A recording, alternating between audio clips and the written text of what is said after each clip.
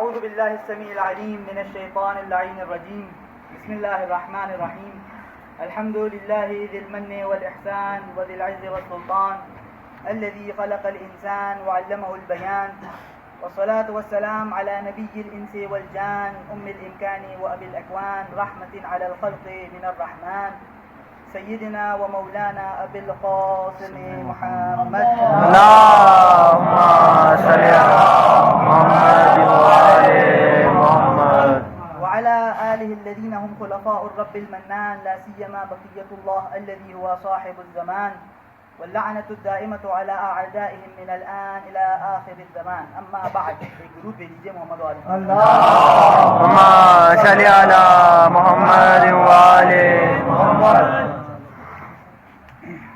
نہایت ہی مختصر وقت ہے میرے پاس اور نہایت ہی اہم بات ہے جو میں آپ کی خدمت میں پیش کرنے جا رہا ہوں.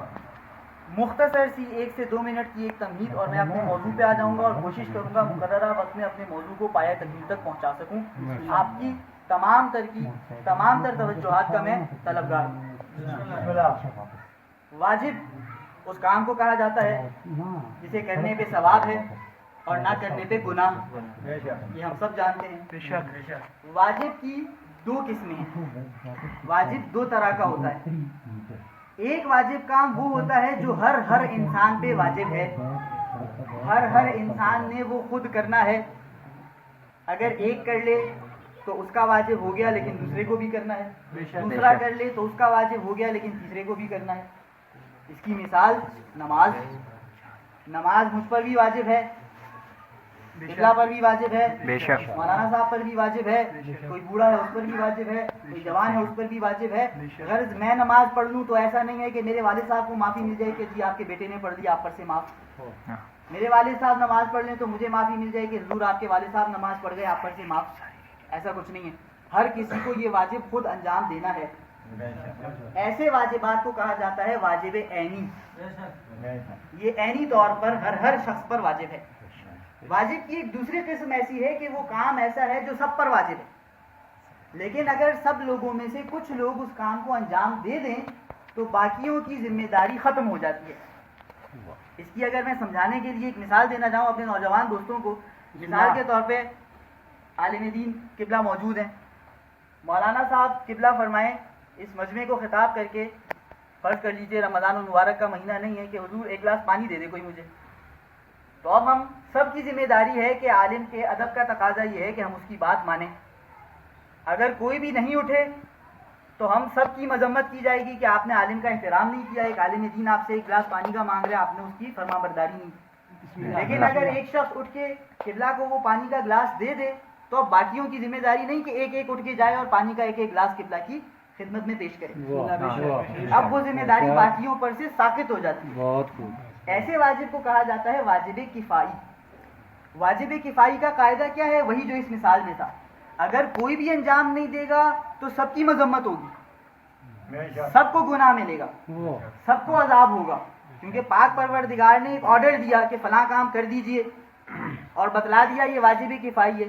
اب اگر ہم میں سے کوئی بھی اٹھ کے وہ کام نہ کرے تو ہم سب کو عذاب ہوگا کہ ہمارا مالک ہمیں کچھ کہہ رہا ہے اور ہم سب میں سے کوئی ہل ہی نہیں رہا. لیکن اگر 2-4 بندے وہ کام پورا کر دیں تو ان کو تو ثواب ملے گا اس کام کا, باقیوں کو اس کام کا ثواب نہیں ملے گا, لیکن باقیوں پر سے وہ ذمہ داری بھی ختم ہو جائے گی. جو شخص اٹھ کے قبلہ کو پانی پلائے گا, قبلہ اس کو شکریہ بولیں گے, اس کی تعریف ہوگی. باقیوں کی تعریف تو نہیں ہوگی لیکن باقیوں کی مذمت بھی نہیں ہوگی. آپ نے کیوں نہیں پانی پلایا؟ کیونکہ وہ پلا دیا گیا. تو ایسے واجب کو کہا جاتا ہے واجب کفائی.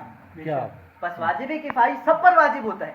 اگر وہ واجب انجام نہ پائے یا غلط انجام پائے تو روز محشر سب کے سب کو خداوند تبارک و تعالیٰ ان سے سوال کرے گا کہ یہ کیوں انجام نہیں دیا تم سب. اب جو ہمارا آج کا موضوع ہے غسل میت اور کفن, یہ ان امور میں سے ہے جو واجب کفائی ہیں. یعنی اگر کسی شخص کی رحلت ہو جاتی ہے, کسی شخص کا انتقال ہو جاتا ہے, تو جتنے زندہ لوگ ہیں پاک پروردگار کی طرف سے سب کے لیے حکم ہے کہ اس کو غسل بھی دو, اس کو کفن بھی پہناؤ. اب اگر 2-4 بندے یہ کام کر لیں اور صحیح انداز میں کر لیں انہیں ثواب مل جائے گا, باقیوں کی ذمہ داری ختم. لیکن اگر کوئی یہ کام کرے ہی نہیں یا جو کر رہے ہیں وہ صحیح نہ کریں غلط انداز میں کریں تو روز محشر عذاب صرف ان کو نہیں ہوگا, انہوں نے تو پھر کوشش کی اپنی طرف سے, باقیوں کو بھی ہوگا جنہوں نے بالکل بھی کوشش نہیں. اور ایک اور نقطہ میری تمہید کا کہ اگر کوئی روز محشر جب پاک پروردگار عذاب دینے لگے کہ بھائی آپ کے شہر میں بلگرہ میں ایک مرحوم کا انتقال ہوا, اتنے سارے مومنین موجود تھے, اس کو غسل صحیح نہیں دیا گیا اور دفنا دیا گیا, ان سب مومنین کو عذاب دیا جائے. کوئی بلگرہ کا مومن کھڑا ہو کے پاک پروردگار کی عدالت میں یہ سوال کرے کہ پالنے والے ہم تو جانتے ہی نہیں تھے, کیا یہ اس کا ایکسکیوز, یہ اس کا عذر قبول کیا جائے گا؟ جواب یہ ہے نہیں. مولا کی حدیث ہے کہ روز محشر جب کوئی ایسا شخص پیش ہوگا جس نے ذمہ داری پوری نہیں کی ہوگی اور وہ کہے گا کہ پالنے والے میں تو جانتا ہی نہیں تھا, تو سامنے سے سوال ہوگا الا تعلمت, کیوں نہیں سیکھا بھائی تو نے؟ کیا پاک پیغمبر فرما کے نہیں گئے طلب العلم فریضۃ علی کل مسلم و مسلمہ, علم حاصل کرنا ہر مومن مرد اور عورت پر فرض ہے. جب فرض تھا تو سیکھا کیوں نہیں؟ ایک عذاب اس بات کا کہ تمہارے شہر میں میت کو غلط دفنا دیا گیا, دوسرا عذاب اس بات کا کہ تم نے علم کیوں نہیں حاصل کیا, یہ دوسرا گناہ ہے. یہ ایکسکیوز نہیں ہوگا بلکہ یہ وہاں پہ ایک اور گناہ ہوگا, اس کی ایک دوسری سزا ہمیں ملے گی.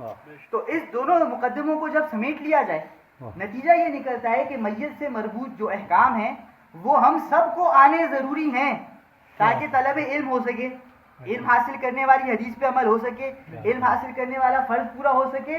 اور دوسری وجہ یہ کہ اگر پورے شہر کے لوگ نہ بھی دفنائیں تو مجھے تو دفنانا ہے یا نہیں دفنانا؟ پورے شہر کے لوگ اگر خدا کی نافرمانی کر کے جہنم کا رستہ اپنائیں تو میں تو اپنی جنت بچانا چاہتا ہوں یا نہیں بچانا چاہتا؟ تو مجھے تو اس کو دفنانا ہوگا, مجھے تو غسل دینا ہوگا. یہ میں کب کر سکوں گا؟ جب مجھے آتا ہوگا. یہ نشست بنیادی طور پہ اسی مقصد کو پورا کرنے کے لیے رکھی گئی ہے تاکہ میں اور آپ علم حاصل کرنے والوں میں شمار ہو جائیں, اور کل کو اس نشست کے بعد خدا کا کرم ہو, مولا کی نظر کرم ہو, اس گاؤں میں کوئی ایسی میت نہ ہو جس کے غسل یا کفن میں کسی قسم کی کوئی کوتاہی نظر آئے. اور یہ سن لیجئے کہ غسل اور کفن اگر غلط ہو جائے یہ اتنا اہم ہے خدا کی بارگاہ میں کہ خدا کا حکم ہے اگر غسل یا کفن غلط دے کیے ہے, دفنا دیا ہے, بہت سی ایسی صورتیں ہیں پاک پروردگار کا حکم ہے قبر کھودو, دوبارہ صحیح طرح غسل دو, دوبارہ صحیح طرح کفن پہناؤ, پھر سے دفناؤ.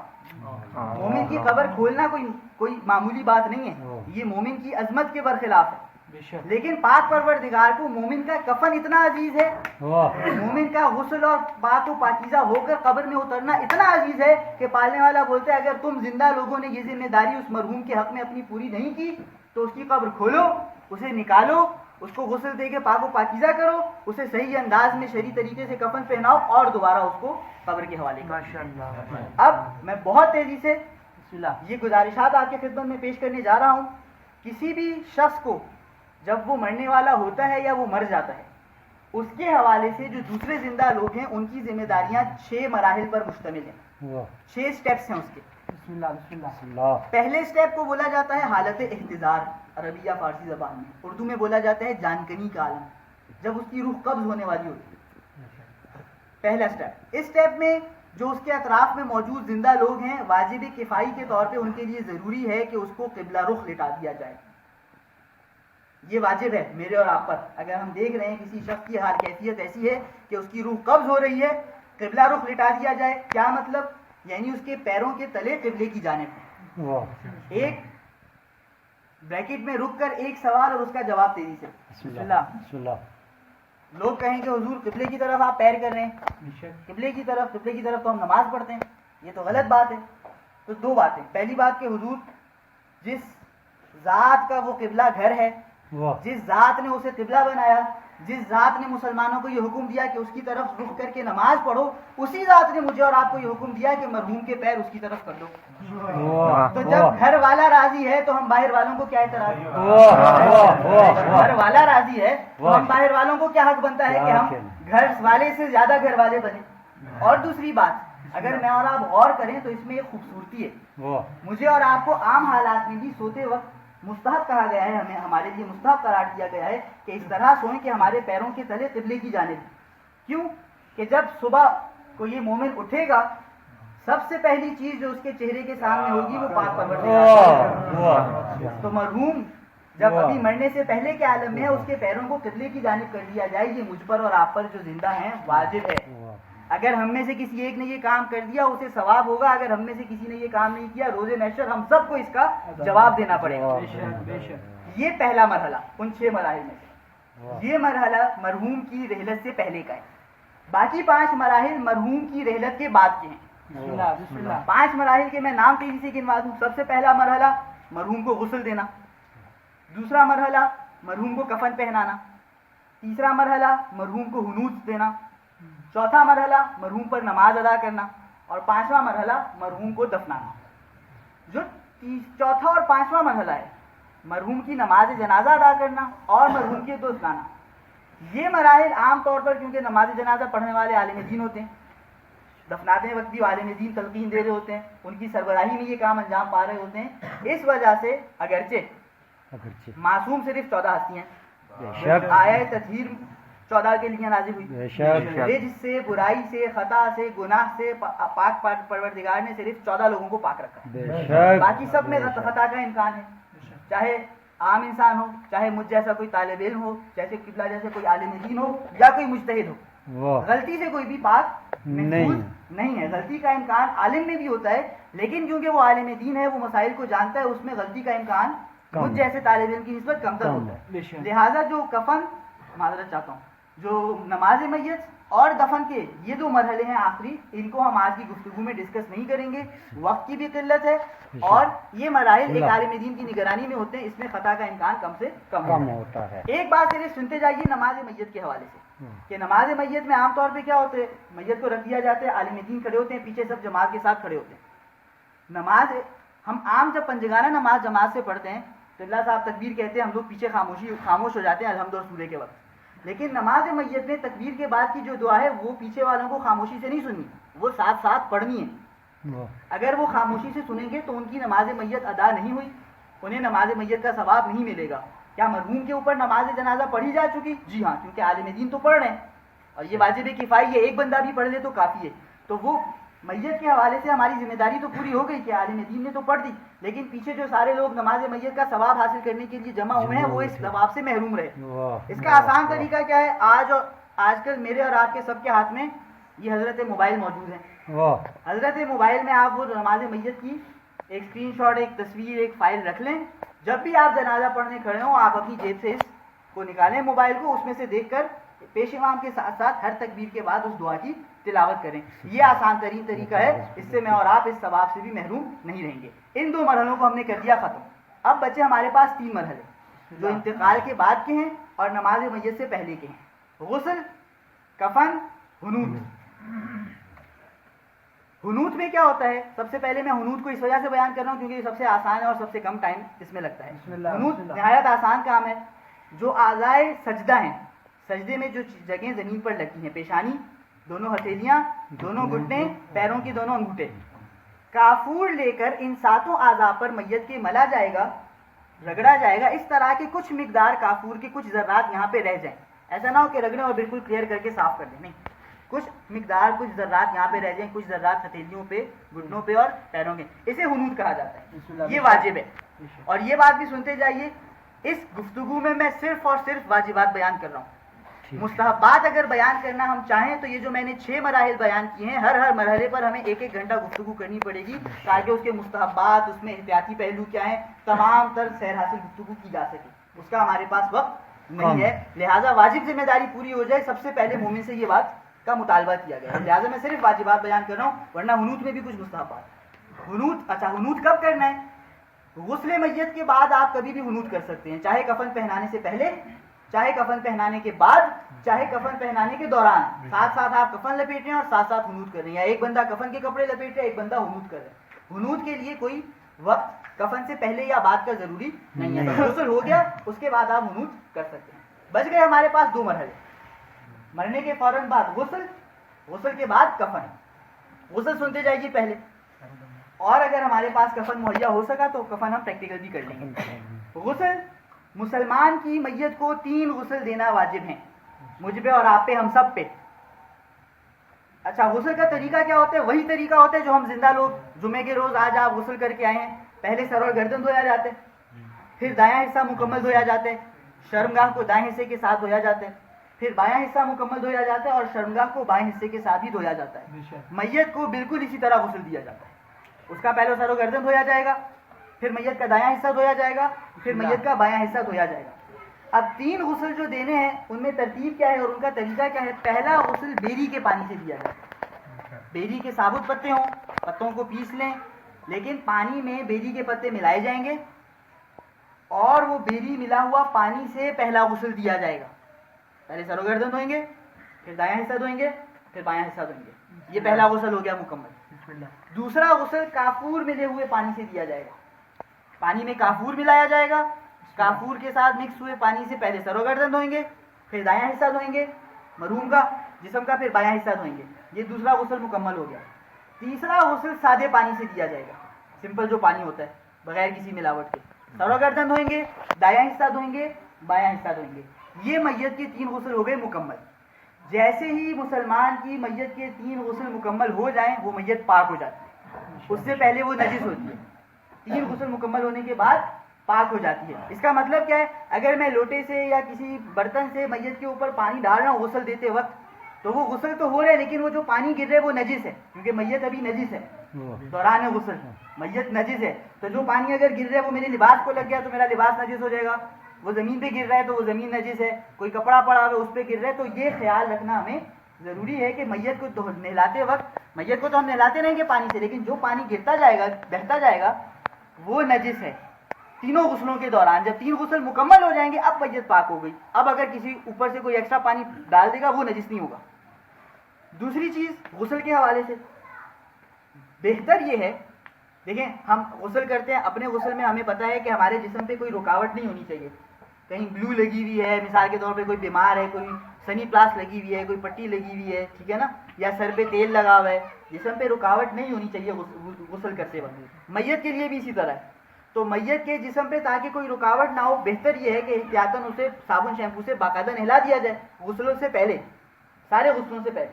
جب آپ صابن شیمپو سے اچھی طرح میت کو نہلا دیں گے تو اگر ہو سکتا ہے کہیں مثال کے طور پہ ناخن میں میل جمی رہ گئی, کوئی اگر مثال کے طور پہ وہ بیمار تھے, کوئی پٹیاں وٹیاں انہیں لگی ہوئی تھیں, اس کی گم کبھی لگی رہ جاتی ہے, تو یہ تو ضروری ہے کہ میت کے جسم کو کسی بھی رکاوٹ سے صاف کیا جائے.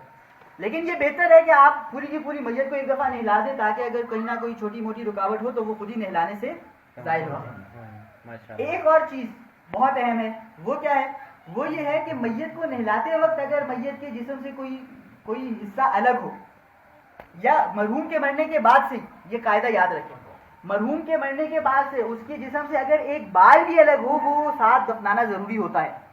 اب ہم جب میت کو نہلا رہے ہوتے ہیں بھائی, جیسے بعض لوگوں کے بال گرتے ہیں زندگی میں, اب وہ مرحوم ہو جائے گا تو بھی نہلاتے ہوئے گریں گے, تو وہ بال گر کے گٹر میں چلے گئے نہیں, اس بات کی ہمیں اجازت نہیں ہے. ہمیں ان بالوں کو بچانا ہے, اس کو ہم نے میت کے ساتھ دفنانا ہے. کبھی بعض لوگوں کی جلد مثال کے طور پہ بہت زیادہ بیماری کی وجہ سے وہ اکھڑنا شروع ہو جاتی ہے.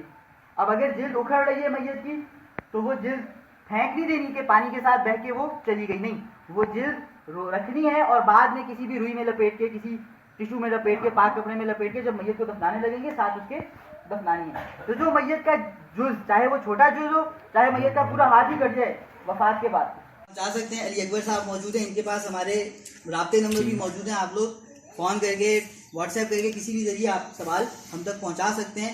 ہم آپ کے سوالوں کا جواب دینے پر خوشی محسوس کریں گے اور یہ سوال اور جواب میرے اور آپ کے لیے انشاءاللہ ثواب کا باعث ہوگا. بے شک. یہ کپڑے جو کفن کے بنتے ہیں نا میت کے مرد کے حضرات کے مثال, میں نے تو کسی سے بھی سنا 3 کپڑوں کی واجب ہے, ایک جگہ پہ 5 کپڑوں میں, یہ اس کے مجھ سے سمجھایا. یہ کفن پہ آنے لگے, ابھی ہم کفن کو بالکل شروع کرنے لگے. آپ کا یہ سوال بالکل ہمارے موقع کے ساتھ میچ کر رہے ہیں. ہم اسی سوال کا جواب دینے لگے اگلے 5-7 منٹ میں, اگر 5-7 منٹ پورا ہو بسم اللہ. تو میت کو جب ہم نے غسل دے دیا, اب مسلمان کی میت ہو گئی پاک. اب اس کے بعد ہے حنوت کا. میں نے آپ کو بتا دیا, آپ میت کو نہلانے کے فوراً بات کریں, تھوڑی دیر بات کرتے ہیں. حنوت ہے اور کفن ہے. کفن میں جیسا کہ میں نے آپ کو کہا ہم صرف واجب ڈسکس کریں گے. مرد ہو یا خاتون 3 کپڑے واجب ہیں کفن میں. مستحب کپڑے مرد کے لیے 7 ہیں, خاتون کے لیے 9 ہیں. مستحب کی تفصیلات میں آج ہم نہیں جا سکتے. واجب کپڑے مرد اور خاتون کے لیے سیم ہیں, وہ ہیں 3 کپڑے. اچھا یہ بھی سن لیجئے या ये मैं भी बताता हूँ आपको। 3 कपड़े क्या है? सबसे पहला कपड़ा लुंगी कहलाता है। लुंगी धोती को कहा जाता है आसान अल्फाज में। लुंगी के लिए जरूरी क्या है, वाजिब क्या है कि मरहूम की नाफ से लेकर घुटनों तक हो, वो ये वाजिब है। और अगर वो पैरों तक चला जाए और नाफ की जगह सीने तक आ जाए, ये मुस्तहब है। ठीक हो गई जी बात। इतना कपड़ा हो कि वो मरहूम के ऊपर लपेट दिया जाए। नाफ से घुटनों तक वाजिब है, सीने से पैरों तक मुस्तहब है। ये हो गया पहला कपड़ा जिसे कहा जाता है लुंगी। दूसरा कपड़ा कहलाता है कमीज। कमीज के लिए जरूरी है कि वो मैयत के कांधों से घुटनों तक हो, ये वाजिब है। और अगर वो भी पैरों तक चली जाए तो मुस्तहब है। अब वो कांधे से पैरों तक या घुटनों तक कैसे होगी? वो लंबा सा कपड़ा होगा, जैसे आप लोगों ने देखा होगा जो हम कफन पोश जुलूस निकालते हैं, तो उसमें कफन कैसा होता है कि वो एक लंबा सा कपड़ा होता है, बीच में उसके सुराख करके सर डाल दिया जाता है, वो आगे से भी कवर कर लेते हैं और पीछे से भी कवर कर लेते हैं। तो जो कफन पोश जुलूस है वैसा ही कफन मरहूम के लिए हमने बनाना, बस जुलूस नहीं है वहाँ पे। ठीक है जी। तो समझाने का ये आपका बन जाएगा कमीज। वाजिब है शोल्डर से लेकर कांधों से लेकर घुटने तक। बेहतर ये है कि कदमों तक चली जाए। बोलते हैं कफनी, कफनी बोलते हैं आप लोग, कफनी बोला जाता है आप लोग क्या। और जो तीसरा कपड़ा है उसे कहा जाता है चादर। अब ये नाम उर्दू में कोई और इस्तेमाल होता हो, आपके इलाके में कोई और इस्तेमाल होता हो, नाम से कोई हमें इससे फर्क नहीं पड़ता। इम्पोर्टेंट ये है कि उसका साइज ऐसा हो, उसकी शक्ल ऐसी हो। चादर ऐसी होनी चाहिए जो मरहूम को सर से पैर तक ढांप ले और उसमें रोल कर दिया जाए मरहूम को। और मुस्तहब ये है कि ऊपर और नीचे इतना एक्स्ट्रा कपड़ा हो कि उसको गिरा लगा के बिल्कुल जैसे एक टॉफी बना दी जाती है, वो टॉफी बना दी। ये है 3 कपड़े जो कि हैं वाजिब। एक बात और सुनते जाइए इन कपड़ों के हवाले से। मुस्तहबात में भी बयान नहीं कर रहा वरना वो बहुत बात लंबी हो जाएगी। वाजिब चीजों में एक और बात यह है कि ये तीनों के तीनों कपड़े एक पीस में होने चाहिए। यानी अगर हमारे पास एक लंबी चादर नहीं है, हम सोचें जी 2 चादरें ले लेते हैं, पेट से नीचे तक एक को लपेट देंगे और नीचे गिरा बांध देंगे, और पेट से ऊपर दूसरी चादर में लपेट के गिरा बांध देंगे, ये काम नहीं हो सकता। ये तीनों कपड़े सिंगल पीस होने चाहिए, एक ही पीस में होने चाहिए। अब हमारे पास लंबा कपड़ा नहीं है, 2 छोटे कपड़े हैं, तो मौलाना साहब क्या करें? इलाज ये आप उनको सीधे बीच में से सी लेंगे तो वो एक कपड़ा बन जाएगा। जब एक बन जाएगा तो आपका काम दुरुस्त हो जाएगा। अगरचे मैयत का कफन सीना मकरूह है, लेकिन मकरूह काम इंसान कर सकता है, वाजिब काम को इंसान नहीं छोड़ सकता। अगर हमारे पास नहीं है कोई बड़ा कपड़ा, हालात ऐसे हैं, तो 2 छोटे कपड़ों को सी के मकरूह काम करके वाजिब जो कफन है उसे पूरा किया जाएगा। अल्लाह ताला की खुशी इसी में होगी। अब हमारे पास है अगर कफन पहुंच गया है तो हम आपको थोड़ा इसको प्रैक्टिकल करके भी दिखा सकते हैं। एक हमें वॉलंटियर चाहिए। जब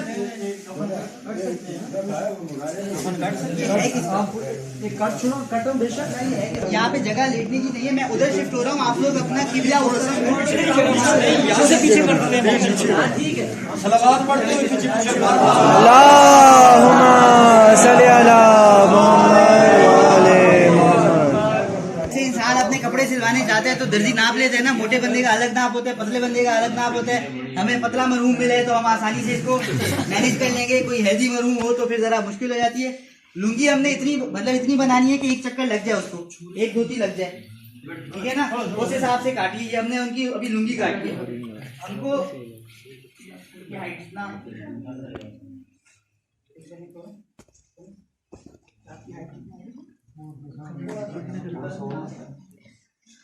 जो कमीज हमने काटनी है वो इनकी हाइट जितनी काटनी है, मतलब वो हाइट से डबल काटेंगे, क्योंकि एक हिस्सा पीछे चला जाएगा कमीज का, एक हिस्सा आगे चला जाएगा।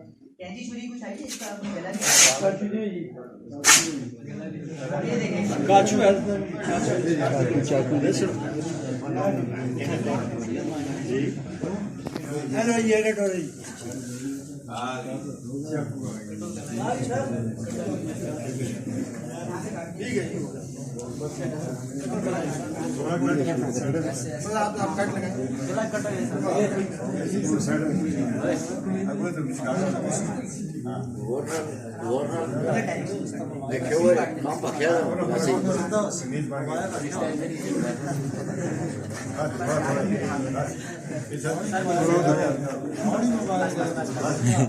अब ये इनकी कमीज बन गई, ये हमने काट दिया इनका सर गुजारने की जगह। कफन जो बिछाया जाएगा, ये नहीं बिछाएंगे, जब बिछाने का वक्त आते कफन को, सबसे पहले जो हमने सबसे आखिर में चादर लपेटनी है हम वो बिछाएंगे। آخر پہ جو لپیٹ سب سے آخر میں جو وہ سب سے پہلے بچھائیں گے کیونکہ وہ سب سے نیچے ہوگی.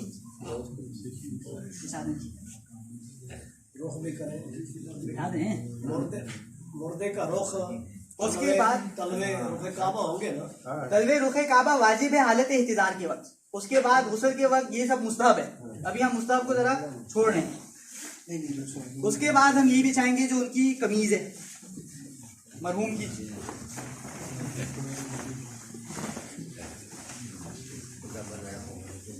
تھوڑا اوپر کریں گے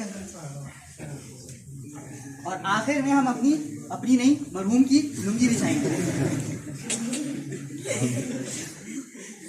پھر ہم مرحوم سے گزارش کریں گے کہ وہ جو سر کی جگہ ہے وہاں پہ سر رکھیں. ایک سیکنڈ اوپر کرنی پڑے گی. تھوڑی لنگی اوپر کریں. ہاں جی اوپر سر رکھنے جہاں پہ سوراخ ہے.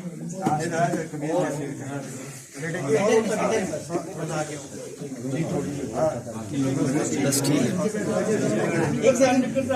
اب یہ ہم سب سے پہلے لنگی کو لپیٹ دیں گے. یہ جو ہم نے لنگی لپیٹ دی واجب کیا ہے لنگی سے باہر نکالنی چاہیے. لنگی ہم نے جو لپیٹنی ہے وہ گھٹنوں سے ناف تک واجب ہے. مستحب کیا ہے کہ سینے سے پیروں تک آ جائے. اب ہمارے کپڑے کا عرض چھوٹا تھا تو ہم نے یہ کر لیا. اگر ہم وہ والا مستحب کام کرنا چاہ رہے ہیں تو کیا کریں گے تھوڑا سا اور کاٹ کے نیچے سی دیں گے. دوسرا کپڑا نہیں لپیٹیں گے. سی کے ایک کپڑا بنائیں گے. ہاتھ اس طرح ہی ہوں گے قمیض کے اندر. ہم اپنے ہاتھ کہاں ڈالتے ہیں قمیض کے اندر. شلوار کے اندر تو نہیں ڈالتے. تو میت کے بھی قمیض کے اندر. اور آخر میں یہ چادر اوپر سے لپیٹ دی جائے گی اور نیچے سے اس کو باندھ دیا جائے گا. کوئی آپ اس کے اوپر وہ کسی چھوٹی ٹاکی سے گرا باندھ دیں یا یہ زیادہ ہو تو اس سے گرا یہ جنت کا ان پر سایہ ہو. یہ جوان ہمارے کفن پوش تیار ہو گئے ہیں.